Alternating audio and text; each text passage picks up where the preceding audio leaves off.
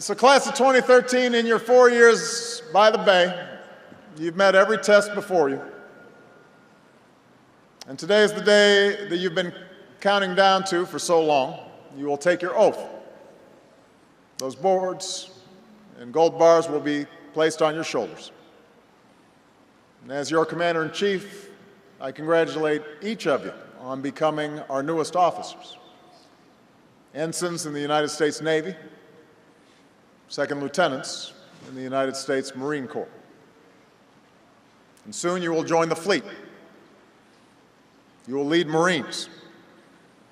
And just as you've changed over the past 4 years, so too have the challenges facing our military. Before you arrived here, our nation was engaged in 2 wars. Al-Qaeda's leadership was entrenched in their safe havens. Many of our alliances were strained, and our nation's standing in the world had suffered. And over the past 4 years, we've strengthened our alliances and restored America's image in the world. The war in Iraq is over, and we welcomed our troops home. Thanks to our brave personnel, including our incredible Navy SEALs, we delivered justice to Osama bin Laden.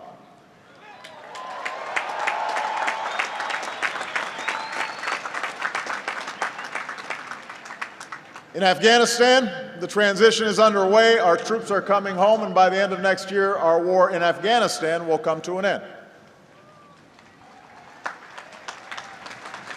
And today, we salute all the Americans who made the ultimate sacrifice in these wars, including 18 graduates of this academy. We honor them all, now and forever. Yesterday, I spoke about the way forward in the fight to keep our country secure. For even as we've decimated the Al-Qaeda leadership, we still face threats from Al-Qaeda affiliates and from individuals caught up in its ideology. Even as we move beyond deploying large ground armies abroad, we still need to conduct precise targeted strikes against terrorists before they kill our citizens. And even as we stay vigilant in the face of terrorism and stay true to our Constitution and our values, we need to stay ready for the full range of threats, from nations seeking weapons of mass destruction to cyber criminals seeking to unleash weapons of mass destruction. Now, in these tough fiscal times, we also have to make hard choices at home, including in our armed forces. But I want you all to know, as you enter in what I know will be extraordinary years of service, let me say as clearly as I can, the United States of America will always maintain our military superiority. And as your Commander-in-Chief, I'm going to keep fighting to give you the equipment and support required to meet the missions we ask of you, and also to make sure that you are getting the pay and the benefits and the support that you deserve.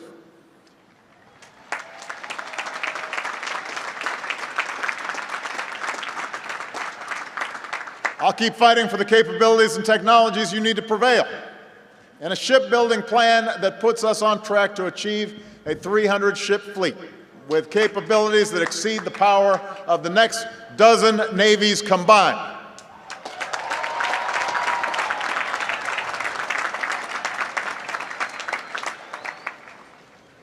And I'll keep fighting to end those foolish across-the-board budget cuts known as the sequester, which is threatening our readiness. With deficits falling at the fastest rate in decades, it's time for Congress to budget in a smarter way that protects middle-class priorities, preserves investments in our future, and keeps our military strong, because we have the best trained, best led, best equipped military in history, and I am determined to keep it that way, and Congress should be too.